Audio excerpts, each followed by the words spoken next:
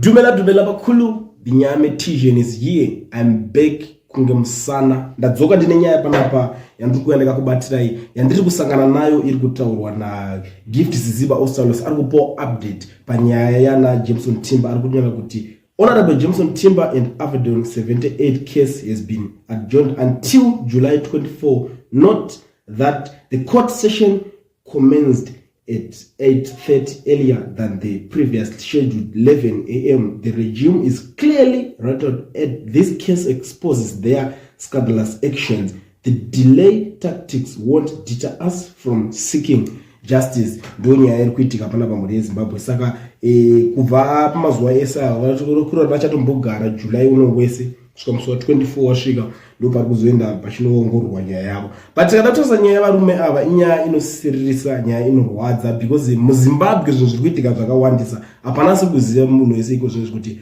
kwatombolika mamwe maaudios anachivhayo. But these guys vari kugara vari mukati. Why? Kwete kuti vakabatwa vachidemonstrate kana vakaita sei? No. Vanga vakagara vachiita private meeting kawo. Hapana chavanga vaita private meeting kuti titi alright pane proof iri kuti private meeting yacho pane zvakataurwa kana zvakaita sei. Hapana zvakabudiswa ipapo. Pakunzi vabatwa vachiita private meeting yavo. But maaudios anachivhayo ari kungobuda. Asi mukati kozvinhu izvi. But maaudios ekuratidza kushayanwa kwemari, mari dzenyika, mari dzinenge dzichibiwa. But iko zvinoita kunzi pasine mhandu dzosungwa dzobatwa. But pasine mbavha havasi kuita. Mbavha dzongobuda dzingofamba free muZimbabwe. Ndo zvinhu zvinosiririsa zviri kuitika. Pane imwe futi yatobuda yanzi Wadikajena wins big Supreme Court. The Supreme Court of Zimbabwe has delivered a crushing blow to the National Prosecuting Authority NPA, dismissing their appeal against law court's judgments in favor of Justice Wadikajena. Ndio mchinde wao kumbonza aita money laundering chinchi nyaya dzake dzanga akabatwa zvikanzitora izvimota zvake zvaka Lamborghini ka BMW pazvambotora. But because ndio wavo mudanga nyaya yangodzoka yachinja iko zvinezvi. Ato free atotangidza akutonatsonakizwa noupenyu hwake. Muri kuzvionawo nyaya iri kuitika. But takadatoza these guys vari kuranzi musi wa 24 vari kuchambogara imomo.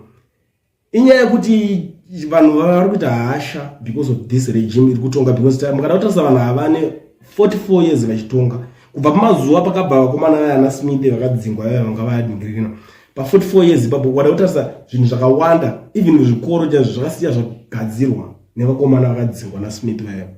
Wadatarisa malocations akawanda akatoestablishwa inguva yanaSmith vayo.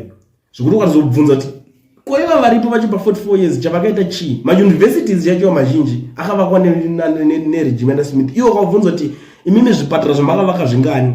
Unoona kutoshaya chinhu zvinonyatsobatika zvavanenge vakaita.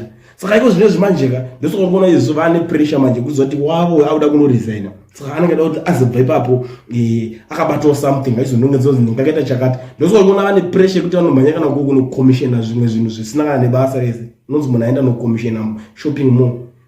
A whole sitting president anonzi aenda no commissiona ball. But why? Zvinhu zvidaro.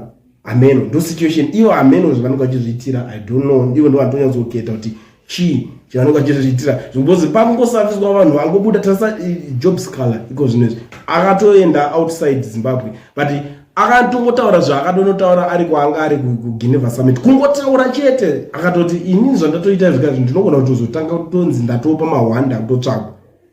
But tarisa iko zvinezvi ari muri muZimbabwe.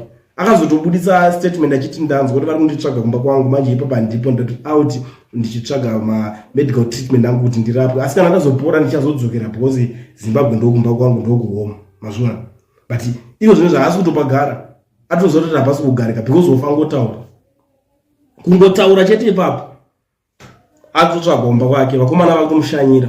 But umwe kungolika maaudios ari kungofamba free so Zimbabwe yacho guys. Ameno munoona sei nyaya guys, inini ndangoyo panapa kuti timboonesana zvinhu zvinoitwa guys, timbotaurirana kuti zviri fair zvinhu zviri kuitwa izvi.